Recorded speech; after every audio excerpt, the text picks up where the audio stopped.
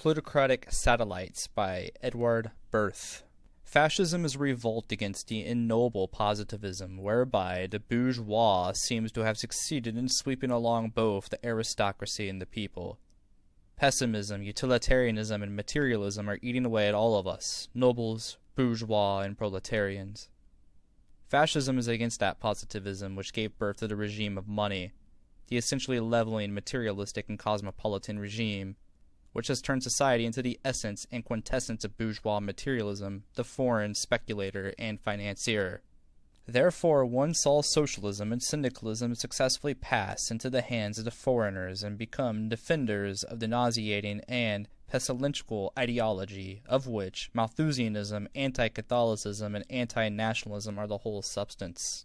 And it would seem, in fact, that the people now aspire only to the state of well-being of the man who has retired and is completely uninterested in anything except his pension, and live in terror of a social or international unrest and ask for only one thing: peace, a stupid, vacuous peace made up of the most mediocre material satisfactions.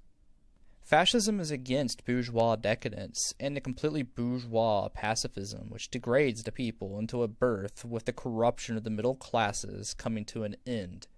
Social entropy causes a hyperpotide state, the product of the beggarly and half-starved rural urban democracy, universal stagnation, whereby the workers believe the worst ideas of the decadent bourgeois.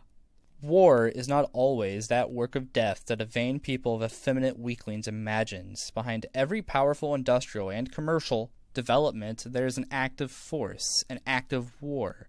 The sentiment of national independence, like the religious sentiment, leads to the most incredible manifestations of sacrifice. By corporate syndicalism, fascism may have the capacity to regenerate the degenerate bourgeoisie and restore its power of resistance so that it may fulfill its historic mission to the end. Here is the cause of social entropy and atomization. Society is brought to the point where it is only a market made up of free-trading atoms in contact with which everything dissolves. There are now only individuals, dust-like particles of individuals, shut up within the narrow horizons of their consciousness and their money boxes.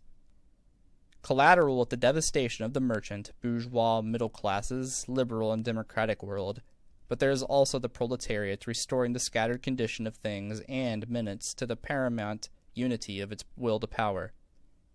Inside the strongholds of the syndicate, only the worker can restore to a dissolving world a meaning, a goal, a direction, an idea. It is such a war that endangers the sublime, and without the sublime there cannot be a lofty morality.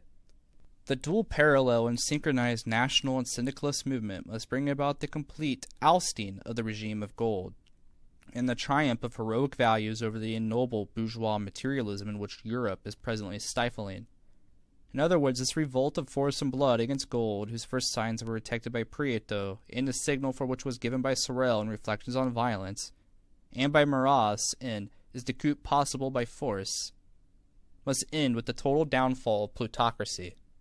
In order to redeem civilization, it is necessary to persuade one group that the syndical idea does not necessarily mean national abdication, and the other group that the nationalist idea does not necessarily imply a program of social pacification. From the day when there will be a serious revival of warlike and revolutionary sentiments and a virtuous upsurge of heroic national and proletarian values, on that day the reign of gold will be overthrown, and we shall cease to be reduced to the endogenous role of satellites of the plutocracy.